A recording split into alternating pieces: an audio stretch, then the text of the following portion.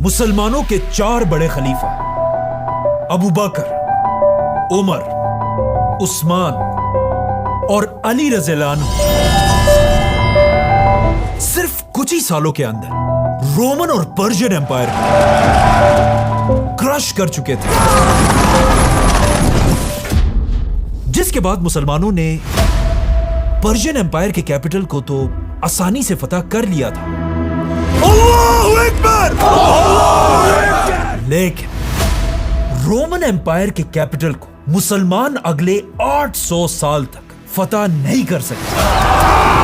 मुसलमानों के ये 4 खलीफा रोमन एम्पायर के कैपिटल के इतने करीब पहुंच चुके थे जहां से आगे बस थोड़ा सा ही और रास्ता था, लेकिन खिलाफत राशिदा कभी भी रोमन एम्पायर के कैपिटल तक नहीं पहुंच सके। खिलाफत राशिदा के बाद मुसलमानों के 5 बड़े बादशाहों ने रोमन एम्पायर के इस कैपिटल को फतह करने की कोशिश की, जिनमें से 4 बादशाह बुरी तरह फेल हो गए। लेकिन आखिर 5वें हमले में सिर्फ एक 21 साल के लड़के ने इस शहर को फतह करने के लिए एक बहुत बड़ी फौज बनाई, दुनिया की सबसे बड़ी तोप बनाई। Basilica. It's huge. This thing's a monster. और इस शहर को फतह करने के लिए दुनिया की हिस्ट्री में पहली बार लोगों ने कश्तियों को समंदर पर नहीं बल्कि पहाड़ों पर चलते हुए देखा।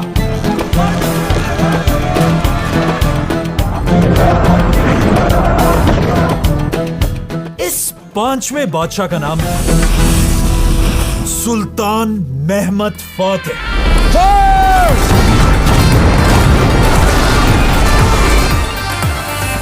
मतलब मुसलमानों के 4 बड़े बड़े बादशाह रोमन कैपिटल को फतह करने का ख्वाब पूरा नहीं कर सके, लेकिन यहां से हमेशा के लिए सब कुछ बदलने वाला था, क्योंकि ये जो चौथा हमला करने वाला बादशाह था सुल्तान मुराद, कहा जाता है ये बादशाह इस हार से बिल्कुल टूट कर रह गया था, क्योंकि कॉन्स्टेंटिनोपल को फतह करना उसकी जिंदगी का सबसे बड़ा ख्वाब था। और अब जब उसका ये ख्वाब टूट चुका था, सुल्तान मुराद हर किसी को अपने इस टूटे हुए ख्वाब के बारे में बताता रहता था, अपने मिनिस्टर्स, जनरल्स और इवन अपने बेटों को भी अपने इसी ख्वाब के बारे में बताता रहता था। और इसी सुल्तान मुराद के ही बेटों में से एक का नाम था शहजादा महमद। महमद बचपन से अपने बाप से कॉन्स्टेंटिनोपल की कहानियां सुना करता था, और महमद बचपन से अपने बाप की आंखों में उसके ख्वाब के टूटने का गम देख रहा था। और ऑफ कोर्स यहीं से महमद को उसकी जिंदगी का मकसद मिला।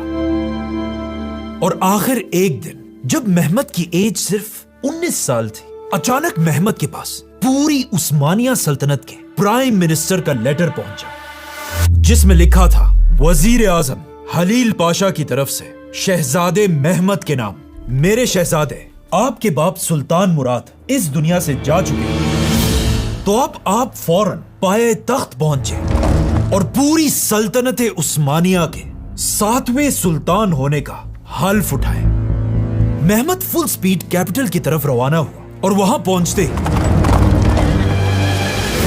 महमद अपने बाप सुल्तान मुराद के तख्त पर बैठा, और इस तरह ये 19 साल का शहजादा महमद अब पूरी उस्मानिया सल्तनत का सुल्तान महमद बना। लेकिन जैसे ही महमद उस्मानिया सल्तनत का सुल्तान बना, महमद के अपने जहन में तो बड़े बड़े ख्वाब थे, लेकिन वहां यूरोप में महमद के सुल्तान बनने पर बड़ी बड़ी सेलिब्रेशंस होने लगे, और यूरोप में लोग जश्न मनाने लगे कि ये छोटा सा 19 साल का बच्चा आखिर हमारा क्या ही बिगाड़ लेगा। यहां तक कि कॉन्स्टेंटिनोपल का बादशाह महमद का मजाक उड़ाने लगा, और सिर्फ यूरोप ने बल्कि इवन महमद के अपने वजीर भी उसे बस एक छोटा सा बच्चा समझते थे और उसकी बातों को ज्यादा सीरियस नहीं लेते थे। और सबसे ज्यादा महमद का अपना प्राइम मिनिस्टर हलील पाशा भी महमद को एक बच्चा ही समझता था। लेकिन इन सारी बातों से मेहमद को थोड़ा सा भी फर्क नहीं पड़ा, बल्कि मेहमद बादशाह बनते ही अपने उसी ख्वाब की तरफ बढ़ने लगा जो बचपन में उसके बाप ने उसे दिया था। एक ऐसा ख्वाब जो इससे पहले 23 बादशाह पूरा नहीं कर सके थे। 23 armies have tried to take the legendary city. All have failed. जिस ख्वाब के लिए 4 बड़े मुसलमान बादशाह भी बुरी तरह फेल हो चुके थे, और इवन मेहमद का अपना बाप भी वो ख्वाब पूरा नहीं कर सका था। लेकिन अब जब मेहमद बादशाह बना, उसने अपने साथ सारों को क्लियरली बता दिया कि या तो कॉन्स्टेंटिनोपल को मैं फतह करूंगा और या कॉन्स्टेंटिनोपल मुझे फतह करेगा। इसीलिए सुल्तान बनते ही मेहमद ने यूरोप के सारे बादशाहों की तरफ लेटर्स भेजे। इन लेटर्स में मेहमद ने यूरोप के हर बादशाह से कहा कि आज के बाद उस्मानिया सल्तनत और यूरोप के दरमियान कोई लड़ाई नहीं होगी। इसी तरह मेहमद ने मुसलमान बादशाहों के साथ भी डील्स की। इसी तरह मेहमद ने उस्मानिया सल्तनत की बाकी सारी जंगों को खत्म कर दिया, और अब मेहमद तैयार था कि वो सीधा उस ख्वाब की तरफ बढ़े जो सबसे पहले रसूलुल्लाह सल्लल्लाहु अलैहि वसल्लम ने मुसलमानों को दिया था, और रोमन एम्पायर के कैपिटल कॉन्स्टेंटिनोपल पर हमला किया।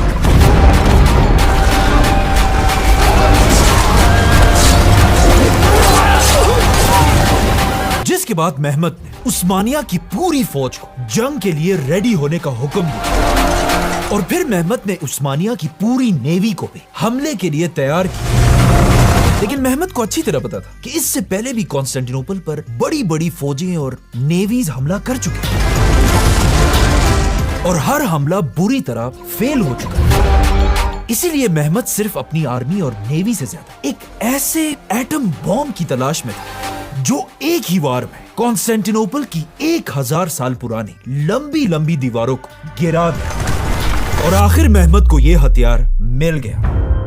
मेहमद जब ये सब कुछ सोच रहा था, अचानक एक दिन यूरोप का एक क्रिश्चियन साइंटिस्ट कॉन्स्टेंटिनोपल में रोमन बादशाह के दरबार पहुंचा। ये आदमी कोई आम आदमी नहीं था, बल्कि ये उस जमाने के यूरोप के सबसे बड़े इंजीनियर्स में से एक था। इस आदमी ने रोमन बादशाह को एक ऑफर दी कि मैं आपके लिए एक ऐसी तोप बना सकता हूं जो अब तक की दुनिया की सबसे बड़ी तोप होगी। इससे पहले दुनिया में इतनी बड़ी तोप कभी नहीं बनी। I can make you the biggest cannon the world has ever seen. और इस तोप का नाम होगा basilica. Basilica. It's huge. This thing's a monster. ये सुनकर रोमन बादशाह ने कहा कि Yeah, that'd be amazing. लेकिन इस साइंटिस्ट ओरबन ने रोमन बादशाह से कहा कि ये तोप कोई छोटी मोटी सस्ती चीज नहीं है। ये तोप बनाने के लिए आपको मुझे बहुत ज्यादा पैसा देना होगा। तो रोमन बादशाह ने ओरबन से कहा कि बताओ कितना, जिस पर ओरबन ने कहा 7 करोड़. ओरबन ने बादशाह से कहा कि आपको मुझे 10,000 डुकेट्स देने होंगे, जो आज ऑलमोस्ट 100 करोड़ रुपए बनते हैं। मतलब 100 करोड़ रुपए की सिर्फ एक तोप। ये सुनकर रोमन बादशाह ने उसे कहा कि हमारे पास यहाँ जहर खाने के पैसे नहीं है, तुम्हें कहां से इतना पैसा देंगे। तो ओरबन ने कहा ठीक है, नो प्रॉब्लम। ओरबन ने बादशाह के सामने से अपने सारे डिजाइन्स उठा लिए, जिसके बाद ओरबन अब इस गरीब रोमन एम्पायर के बादशाह को छोड़कर उस जमाने के एक असल रिच बादशाह की तरफ रवाना हुआ, सुल्तान मेहमद की तरफ। और अब सुल्तान मेहमद के दरबार में पहुंचकर ओरबन ने यही सेम ऑफर मेहमद के सामने रखी, और मेहमद को बताया कि मेरी ये तोप बेसिलिका 8 मीटर लंबी हो। 8 meters long. 8 मीटर, मतलब अगर इस तोप को सीधा खड़ा कर दिया जाए, ये ऑलमोस्ट 3 स्टोरी बिल्डिंग के बराबर होगी।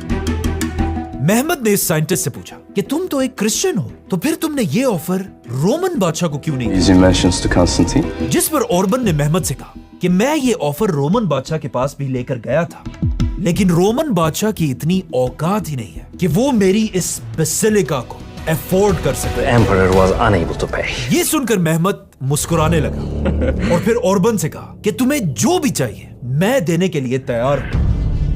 इस तोप को 3 महीने के अंदर अंदर तैयार करो। और इस तरह दुनिया की सबसे बड़ी तोप बेसिलिका पर काम शुरू हुआ।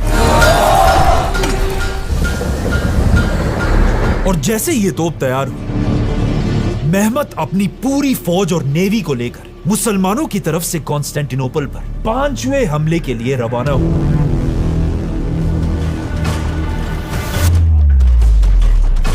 अब जब मेहमत अपनी पूरी फौज के साथ कॉन्स्टेंटिनोपल की तरफ बढ़ रहा था, यह देखकर वहां रोमन बादशाह की टांगे कांपने लगी, क्योंकि रोमन बादशाह ने जो ऑफर रिजेक्ट की थी, अब मुसलमानों की पूरी फौज के पीछे बसिलिका भी रोमन बादशाह की तरफ बढ़ रही थी। और यह बसिलिका इतनी बड़ी तोप थी कि उस जमाने के रोड्स और ब्रिजेस इस बसिलिका का वजन बर्दाश्त ही नहीं कर सकते थे। इसीलिए मेहमत ने सिर्फ इस बसिलिका के लिए अपने कैपिटल से कॉन्स्टेंटिनोपल तक नए रोड्स और ब्रिजेस बनाए। जैसे जैसे मेहमत आगे बढ़ रहा था, यह देखकर रोमन बादशाह, जो अब तक मेहमत को एक बच्चा समझता था, अब मेहमत से डरने लगा। और रोमन बादशाह ने पूरे यूरोप के हर बादशाह की तरफ लेटर्स भेजे और उनसे भीख मांगने लगा कि प्लीज आकर अपने क्रिश्चियन भाई को इन मुसलमानों से बचाएं। लेकिन किसी भी बादशाह ने इस मुश्किल वक्त में रोमन एम्पायर की मदद नहीं की, क्योंकि इससे पहले मेहमत ने इन सारे बादशाहों को गिफ्ट्स और गोल्ड भेज कर अपना दोस्त बना दिया था। आखिर जब रोमन बादशाह को और कोई रास्ता नहीं मिला, उसने मजबूरन एक लेटर यूरोप के सबसे ताकतवर आदमी की तरफ भेजा, क्रिश्चियनिटी का लीडर पोप। पोप ने आखिर रोमन एम्पायर की मदद के लिए पूरे यूरोप से एक बहुत बड़ी फौज जमा करना शुरू कर दी। और आहिस्ता आहिस्ता मेहमत के खिलाफ यूरोप में एक बहुत बड़ी क्रिश्चियन फौज तैयार होने लगी।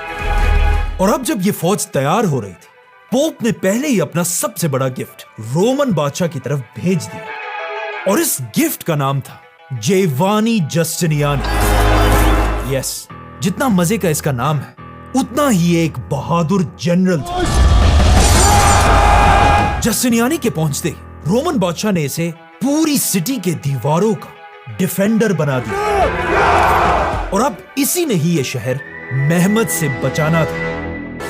और आखिर इसके कुछ ही अरसे फाइनली उस्मानिया सल्तनत की पूरी फौज कॉन्स्टेंटिनोपल के पास पहुंच गई। और यहां पहुंचते ही सबसे पहले मेहमत ने रोमन बादशाह की तरफ एक मैसेज भेजा और उसे बताया कि मेरी फौज तुमसे बहुत ज्यादा बड़ी है, तो अब लड़ने के बजाय अच्छे बच्चों की तरह सरेंडर करो। लेकिन रोमन बादशाह कॉन्स्टेंटीन को अच्छी तरह पता था कि यह शहर बड़े बड़े बादशाह फतह नहीं कर सके, तो ये छोटा सा 21 साल का बच्चा क्या ही कर लेगा। और उसने सरेंडर नहीं किया। जैसे ही मेहमत को इसकी खबर मिली, मेहमत ने अपनी पूरी फौज को एक जगह जमा होने का हुक्म दिया। इस वक्त मेहमत की एज सिर्फ 21 थी। और जैसे ही उसकी फौज खड़ी हुई, मेहमत सबके सामने आया और अपनी जिंदगी की पहली स्पीच शुरू की। मेरे शेरों, ये उस्मानिया सल्तनत मेरे और आपके बाप दादाओं ने बहुत ही मेहनत से बनाई है। और पहले ही दिन से मेरे दादा सुल्तान उस्मान खान का एक ही ख्वाब था कि एक दिन हम रोमन एम्पायर को दुनिया से हमेशा के लिए खत्म करेंगे। और एक दिन दुनिया में ऐसा आएगा कि ये कॉन्स्टेंटिनोपल रोमन एम्पायर का नहीं, बल्कि उस्मानिया सल्तनत का कैपिटल होगा। मेरे शेरों, हमें अच्छी तरह पता है कि आज से 800 साल पहले रसूल अल्लाह सल्लल्लाहु अलैहि वसल्लम ने फरमाया था कि एक दिन तुम मुसलमान कॉन्स्टेंटिनोपल को जरूर फतह करोगे। क्या होगी वो फौज और क्या होगा उस फौज का leader? What a wonderful leader will her leader be? अपने बादशाह की जबान से रसूलुल्लाह सल्लल्लाहु अलैहि वसल्लम की हदीस सुनकर उस्मानिया फौज का एक एक सिपाही मेहमत के लिए अपनी जान देने के लिए तैयार हुआ।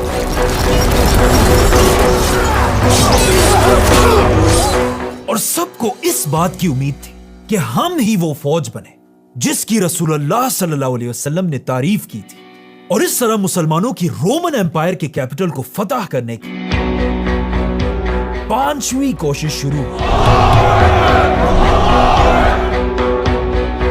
और मुसलमानों की फौज ने हर तरफ से कॉन्स्टेंटिनोपल को घेर लिया। इस शहर को फतह करने के लिए मेहमत ने 4 खतरनाक स्ट्रेटजीज बनाई और इस वीडियो में हम एक एक स्ट्रेटजी को गौर से स्टडी करेंगे।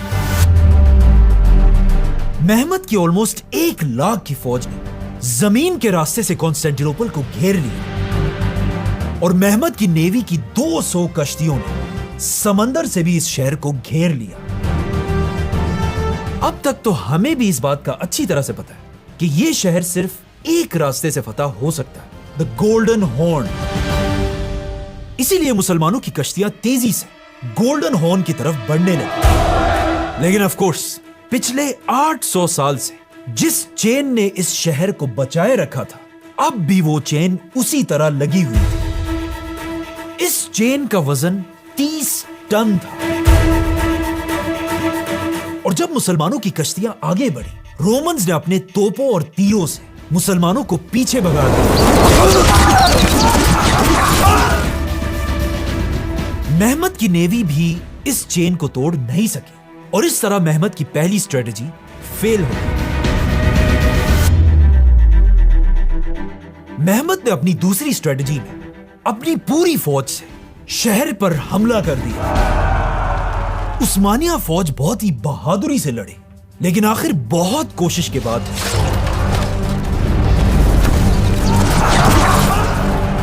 जेवानी जस्टिनियानी ने मुसलमानों की फौज को एक कदम भी आगे बढ़ाने नहीं दिया। The Turks come in and Justiniani fights them off.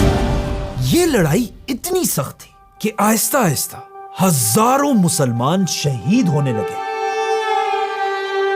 और यहां पर मेहमत और मुसलमानों को समझ आई कि आखिर इस शहर को पिछले 800 साल में क्यों फतह नहीं किया जा सका। और इस तरह कुछ ही देर में कॉन्स्टेंटिनोपल की लंबी दीवारों के सामने हजारों मुसलमान शहीद हो गए। लेकिन मेहमत की यह फौज इतनी खतरनाक थी कि उस वक्त शहर के अंदर से एक रोमन फौजी कहता है कि हम जब भी किसी उस्मानी फौजी को अपने तीरों से मारते थे, 2 और फौजी उसकी डेड बॉडी को उठाने के लिए वापस मैदान में आते थे और जब हम उन्हें भी मार देते थे, उनके पीछे भी और उस्मानी फौज आती थी। यह रोमन फौजी लिखता है कि उस्मानिया की फौज अपनी जान देने के लिए तैयार हो जाती थी, लेकिन उन्हें यह बात कबूल नहीं थी कि वो अपने भाई को इसी तरह मैदान में छोड़ दें। लेकिन इस सब के बाद भी मेहमत की दूसरी स्ट्रेटजी बुरी तरह फेल हो गई। लेकिन मेहमत को अच्छी तरह पता था कि उसे बहुत जल्द कुछ बड़ा करना होगा, क्योंकि अगर उसने ये शहर जल्द फतह नहीं किया तो पोप की आर्मी यूरोप से पहुंचकर मुसलमानों पर हमला कर देगी और मेहमत का ख्वाब भी बिल्कुल अपने बाप की तरह टूट जाएगा।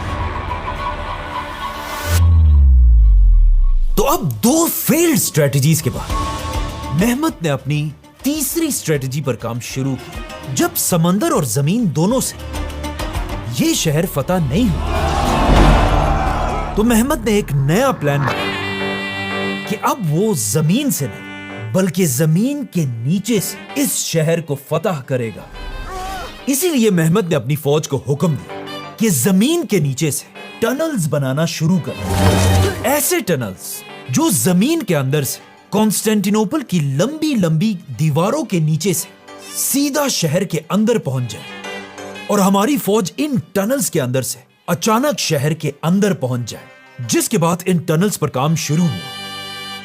यह स्ट्रेटजी इतनी जबरदस्त थी कि मुसलमान वाकई में जमीन के अंदर से कॉन्स्टेंटिनोपल की लंबी लंबी दीवारों को क्रॉस करते हुए शहर के बिल्कुल नीचे पहुंच गए। लेकिन जैसे ही मेहमत का यह तीसरा प्लान कंप्लीट होने वाला था, किसी तरह इन टनल्स की खबर रोमन एम्पायर के बादशाह तक पहुंची और बादशाह ने हुक्म दिया कि इससे पहले कि मुसलमान इन टनल से हम पर हमला करें, इन सारे टनल्स के अंदर तेल डालकर आग लगा दी जाए। रोमन्स की फौज किसी तरह जमीन खोदकर इन टनल्स तक पहुंची, जहां अब भी बहुत सारे उस्मानिया सोल्जर्स थे, और रोमन्स ने इन सब को आग लगा दी। मेहमत के इन टनल्स में सारे सोल्जर्स जलकर राख हो गए, और इस तरह मेहमत की ये तीसरी स्ट्रेटेजी बुरी तरह फेल हो गई। अब मेहमत फ्रस्ट्रेट हो चुका था और उसका सब्र खत्म होने वाला था, लेकिन मेहमत के पास अब भी एक ऐसी स्ट्रेटजी थी जो इससे पहले दुनिया में किसी ने भी यूज नहीं की थी। मेहमत की चौथी और आखिरी स्ट्रेटजी उस जमाने की दुनिया की सबसे बड़ी तोप, the great basilica. Big cannon. Really big cannon. मेहमत ने बसिलिका को आगे लाने का हुक्म दिया। 60 बुल्स इस तोप को खींचते हुए आगे आए, और सिर्फ बुल्स नहीं बल्कि इन बुल्स के साथ साथ 400 लोग भी इस तोप को खींच रहे थे। और जैसे ही बसिलिका आखिर अपनी जगह पर पहुंच गई तो क्या होना था? सुल्तान मेहमद ने हुक्म दिया,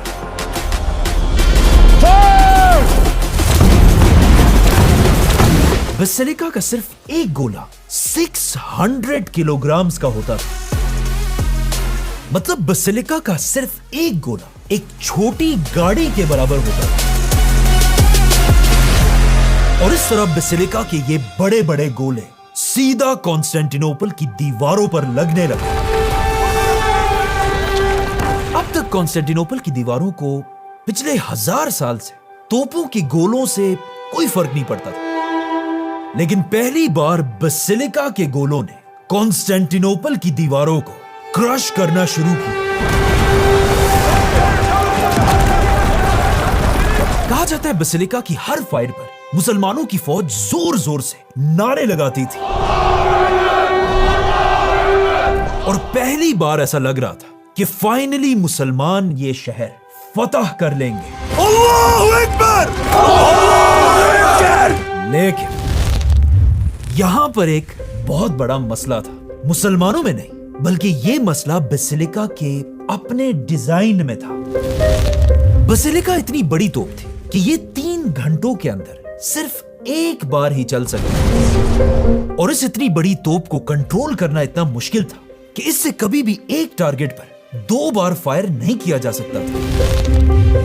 मतलब बसिलिका हर बार अपनी मर्जी से कहीं भी फायर किया करती थी। मेहमत ने जब गौर से देखा, उसे पता चला कि जब भी बसिलिका फायर करती है, रोमन्स जल्दी से दीवार के उस हिस्से को दोबारा रिपेयर कर देते हैं, क्योंकि उन्हें पता था कि बसिलिका अगले 3 घंटे तक अब दोबारा फायर नहीं कर सकती, और अगर फायर भी कर ले तो ये जगह दोबारा हिट नहीं होगी। ये देखकर मेहमत को बसिलिका के चीफ इंजीनियर ओरबन पर गुस्सा आया, और वो सीधा इस इंजीनियर के पास गया और उसे हुक्म दिया। I want this cannon firing immediately.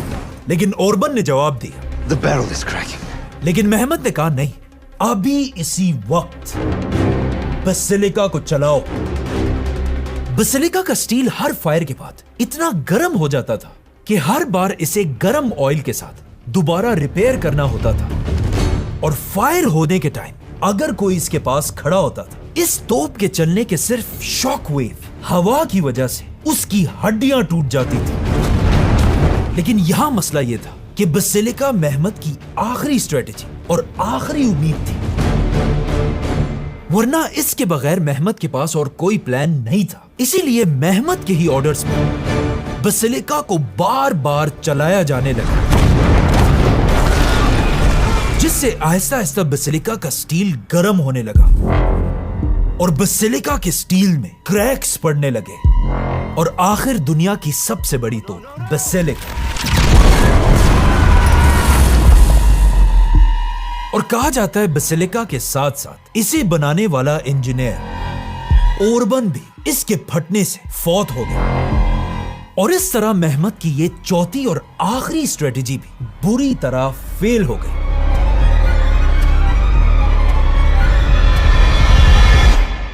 और दूसरी तरफ पोप की आर्मी भी बिल्कुल कॉन्स्टेंटिनोपल के करीब पहुंचने वाली थी।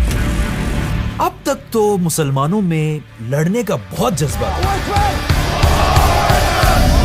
लेकिन यहां से वो शुरू हुआ जो इससे पहले हर उस फौज के साथ हुआ था जिसने कॉन्स्टेंटिनोपल पर हमला करने की गलती की। मायूसी। मेहमत की पूरी फौज में हर तरफ मायूसी फैल गई और उनकी कोई गलती भी नहीं है। आप खुद सोचें, मेहमत ने समंदर से, फिर जमीन से, फिर जमीन के नीचे से और फिर इवन हवाओं से इस शहर को फतह करने की कोशिश की, लेकिन इस शहर ने मेहमत के सामने सरेंडर नहीं किया। इस सब से आखिर हर तरफ मायूसी फैल गई। फौज का सारा मोराल टूट गया। इवन मेहमत का अपना प्राइम मिनिस्टर, जो पहले ही मेहमत को एक बच्चा समझता था, उसे भी यकीन हो गया कि मेहमत भी बिल्कुल पहले बादशाहों की तरह फेल हो जाएगा। और सिर्फ यही नहीं, वहां रोमन्स भी जश्न मनाने लगे क्योंकि उन्हें समझ आ गई कि कॉन्स्टेंटिनोपल उनका शहर था, है और कयामत तक ये शहर उन्हीं का रहेगा। लेकिन पूरी उस्मानी फौज में अब भी दो ऐसे लोग थे जो हार मानने के लिए तैयार नहीं थे। उस्मानिया सल्तनत का वजीर जरगनोश पाशा और खुद उस्मानियों का बादशाह सुल्तान मेहमत खान। तो अब जब मुसलमानों की फौज मायूस हो चुकी थी और वहां कॉन्स्टेंटिनोपल में जश्न मनाया जा रहा था, मेहमत ने एक ऐसा काम किया जो इससे पहले पूरी दुनिया की हिस्ट्री में किसी ने सोचा भी नहीं था। कॉन्स्टेंटिनोपल के अंदर पूरी रात जश्न मनाने के बाद आखिर रोमन्स थक कर सो गए। लेकिन जैसे ही अगली सुबह हुई, अचानक शहर के हर कोने से चीखों की आवाजें आने लगी। लोगों की ये चीखें सुनकर जब रोमन बादशाह बाहर निकला तो उसे बताया गया कि अब सब कुछ खत्म हो चुका है, क्योंकि सुल्तान मेहमत की नेवी पिछले 800 साल में पहली बार गोल्डन हॉर्न की इस चेन को क्रॉस करके गोल्डन हॉर्न के अंदर घुस चुकी है। यह सुनकर बादशाह को यकीन नहीं आ रहा था कि ऐसा कैसे हो सकता है। तो बादशाह ने पूछा कि कैसे? बादशाह भागकर शहर की दीवार के ऊपर पहुंचा और उसने देखा कि चेन बिल्कुल उसी तरह ठीक ठाक अपनी जगह पर लगी हुई। तो फिर आखिर मेहमत की फौज गोल्डन हॉर्न तक पहुंची कैसे? असल में सबसे कुछ ही दिन पहले जब मेहमत की सारी बाकी स्ट्रेटजीज फेल हो चुकी थी और मुसलमानों के हौसले टूट चुके थे,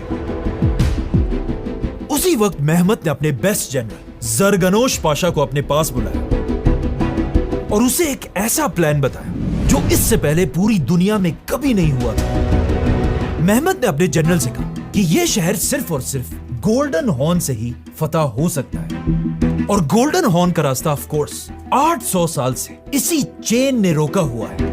तो क्यों ना हम इस चेन को छोड़कर जमीन से एक लकड़ियों का रास्ता बनाएं और फिर अपनी नेवी की कश्तियों को बुल्स और लोगों से खींच कर इस पूरे रास्ते से गोल्डन हॉर्न की चेन के पीछे पहुंचा गए। मेहमत का यह प्लान बहुत ही एक अजीब प्लान था और अगर मेहमत अपना ये अजीब प्लान किसी भी एक्सपीरियंस्ड और बड़े मिनिस्टर को बताता तो वो उस पर जरूर हंसता और कहता ये 21 साल का लड़का, इसको दुनिया का क्या पता? जो काम दुनिया की तारीख में पहले नहीं हुआ वो हम कैसे करेंगे? और मेहमत को भी पता था कि ये सब बिल्कुल ऐसा ही कहेंगे, इसीलिए मेहमत ने अपने इस प्लान के बारे में किसी को भी नहीं बताया, इवन अपने ग्रैंड वजीर हलील पाशा को भी नहीं। तो अब मेहमत के इस सीक्रेट प्लान पर सिर्फ उसका सबसे लॉयल जनरल जरगनोश पाशा ही काम कर रहा था और आखिर कश्तियों के इस रोड पर काम शुरू हुआ। ये इतना खतरनाक प्लान था कि अगर रोड बनने की थोड़ी भी आवाज रोमन्स तक पहुंच जाती तो ये सारा प्लान भी फेल हो जाता था। इसीलिए ये रोड सिर्फ रात के अंधेरे में ही बनाया जाता था और रोमन से इस रोड की आवाज भी छुपाने के लिए जब भी इस रोड पर काम होता था, मेहमत अपनी सारी तोपों से शहर पर हमले किया करता था। जैसे ही लकड़ियों का ये रोड तैयार हुआ, इन लकड़ियों के ऊपर जानवरों की चर्बी मेल्ट करके इसे बिल्कुल स्लिपरी बना दिया ताकि कश्तियां आराम से इस पर खींची जा सके।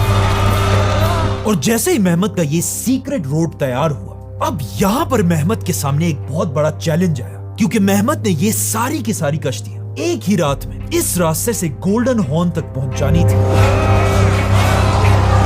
वरना रोमन्स को पता चल जाता और ये प्लान भी फेल हो जाता।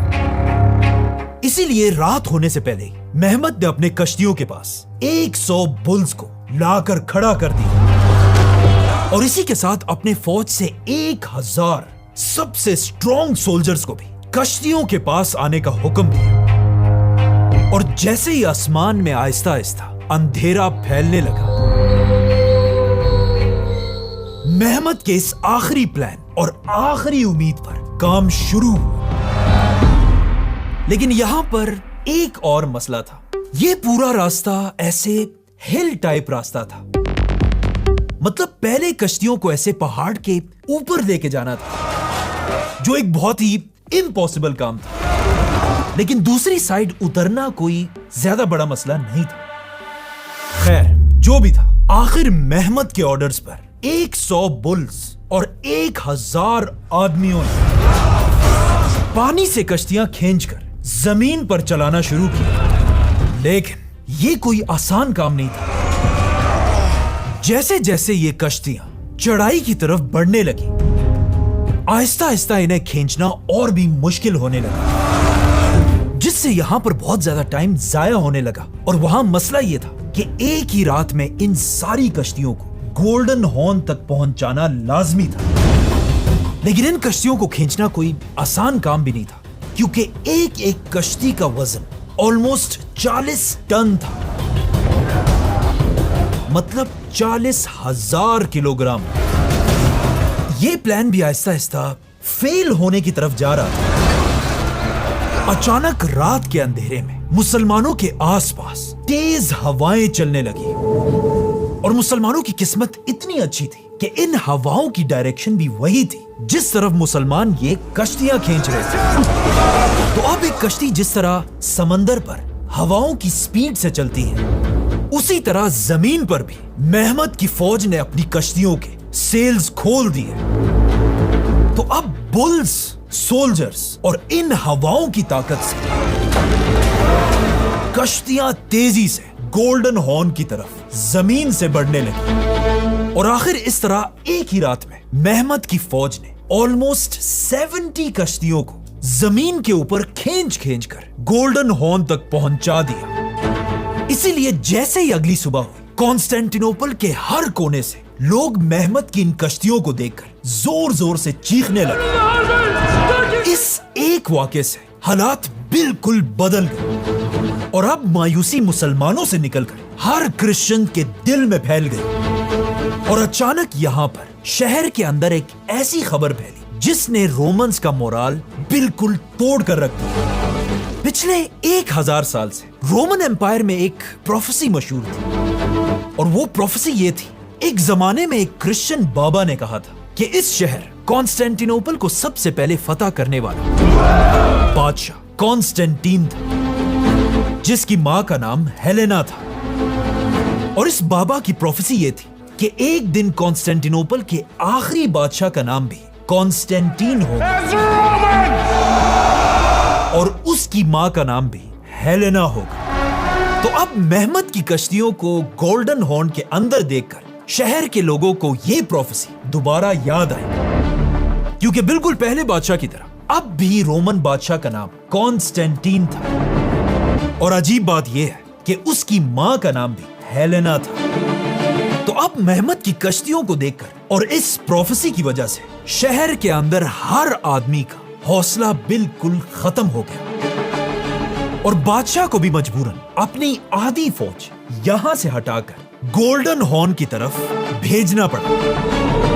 अब तारीख में पहली बार कॉन्स्टेंटिनोपल की दीवार पर सिर्फ आधी फौज खड़ी थी और यह देखकर मेहमत ने भी एक बार फिर पूरी फौज के सामने फतह से पहले अपनी आखिरी स्पीच की और मेहमत ने फिर से अपनी पूरी फौज को रसूलुल्लाह सल्लल्लाहु अलैहि वसल्लम की उस हदीस की याद दिलाई कि एक दिन मुसलमान कॉन्स्टेंटिनोपल को जरूर फतह करेंगे। क्या होगी वो फौज और क्या होगा उसका लीडर। आज हम सबको पता है कि यह हदीस एक ज़ईफ हदीस है, लेकिन उस वक्त इसी हदीस से मुसलमानों की फौज का जज्बा आसमान तक पहुंचा और आखिर मुसलमानों ने कॉन्स्टेंटिनोपल की दीवार पर अपना आखिरी हमला किया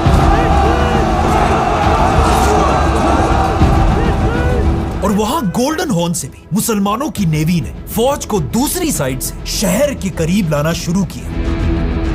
आहिस्ता आहिस्ता जंग बढ़ने लगी और यहां भी आई हैव टू से रोमन एम्पायर की फौज खून के आखिरी कतरे तक लगी, जिसे देखकर मेहमत का ग्रैंड वजीर हलील पाशा फिर डरने लगा और मेहमत से कहा कि हमें पीछे हट जाना चाहिए। लेकिन अब मेहमत और रुकने वाला नहीं था। मेहमत ने अपनी फौज को आगे बढ़ने का हुक्म दिया और मेहमत ने अपनी जिंदगी की सबसे फेमस लाइन कही कि आज या तो मैं कॉन्स्टेंटिनोपल को फतह करूंगा और या मैं और मेरी पूरी फौज इस शहर के दीवार के आगे मर जाएगी।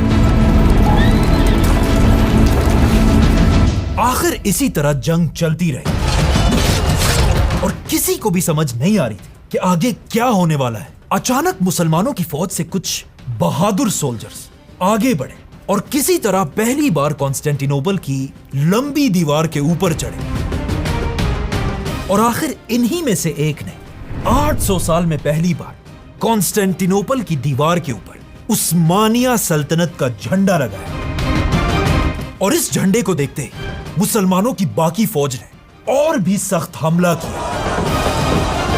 यह देखकर कॉन्स्टेंटिनोपल का जनरल जस्टिनियानी जंग से पीछे हटा और शहर छोड़कर भागने लगा और बाकियों ने रोमन बादशाह से भी कहा कि अब और यह शहर नहीं बच सकता, आप भी अपनी जान बचाकर भाग जाएं। लेकिन यहां पर रोमन एम्पायर के आखिरी बादशाह कॉन्स्टेंटीन ने कहा नहीं, जो भी अपनी जान बचाना चाहता है वो जा सकता है, लेकिन जो भी मौत से नहीं डरता वो मेरे साथ आए और उस्मानियों के खिलाफ खून के आखिरी कतरे तक लड़ने के लिए तैयार हो जाए। और इस तरह ऑलमोस्ट 2000 साल पुरानी द ग्रेट रोमन एम्पायर के आखिरी बादशाह ने अपने कैपिटल को बचाते बचाते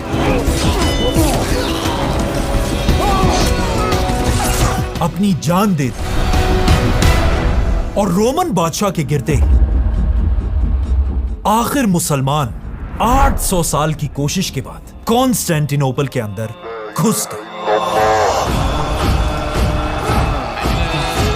जो काम 23 बड़े बड़े बादशाह नहीं कर सके, एक 21 साल के लड़के ने वो कर दिखाया। मेहमत अपनी पूरी फौज के साथ कॉन्स्टेंटिनोपल एंटर हुआ और इस दिन सुल्तान मेहमत को एक नया नाम मिला, फातेह। सुल्तान मेहमत फातेह।